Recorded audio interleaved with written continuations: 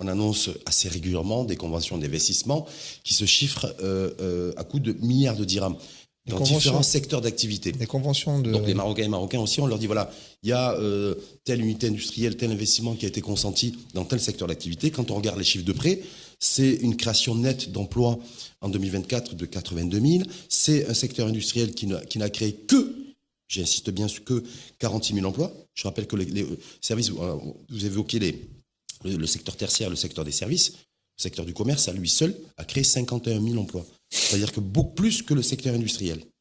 Donc, est-ce que ça veut dire qu'il y a quelque chose où est-ce que ça cloche? En fait, là où ça cloche, peut-être qu'on rabâche un petit peu les mêmes histoires, on a un marché du travail qu'il faut quand même analyser dans sa grande structure. Et il faut dire qu'aujourd'hui, on pourrait omettre la problématique du secteur informel, qui est une problématique vraiment à traiter à part, mais qui soulève forcément en fait le souci que parfois ça favorise ce manque d'employabilité, parce que le secteur informel est, si vous voulez, parfois pour une grosse partie de la population justement active, une échappatoire. Et donc forcément, on n'arrive pas à comptabiliser justement cette activité qui existe, qui crée de la richesse. Donc il y a de la production, mais qui n'est pas comptabilisée au niveau de la comptabilité nationale, par exemple. Et donc du coup, si on nommait par exemple ce gros volet, donc ce secteur-là, qu'est-ce qu'il nous reste? Il nous reste déjà un gros bloc, d'ailleurs, qui est toujours en hausse, celui de l'emploi, du sous-emploi en fait.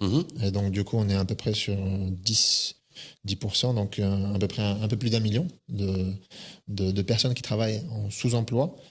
Et cette situation, par ailleurs, si les pouvoirs publics ne font pas le forcing pour améliorer les conditions de travail, notamment de cette toute couche de population, forcément, soit elle va basculer a fortiori dans le secteur informel, et c'est tout à fait logique, en raison du fait que les conditions ne sont pas là, les conditions de travail ne sont pas là, la rémunération n'est pas là, l'attractivité même de l'emploi n'est pas là, et donc forcément, beaucoup vont nous dire non, ce sont des emplois qui sont dédiés à des personnes faiblement diplômées ou n'ayant pas de compétences, etc.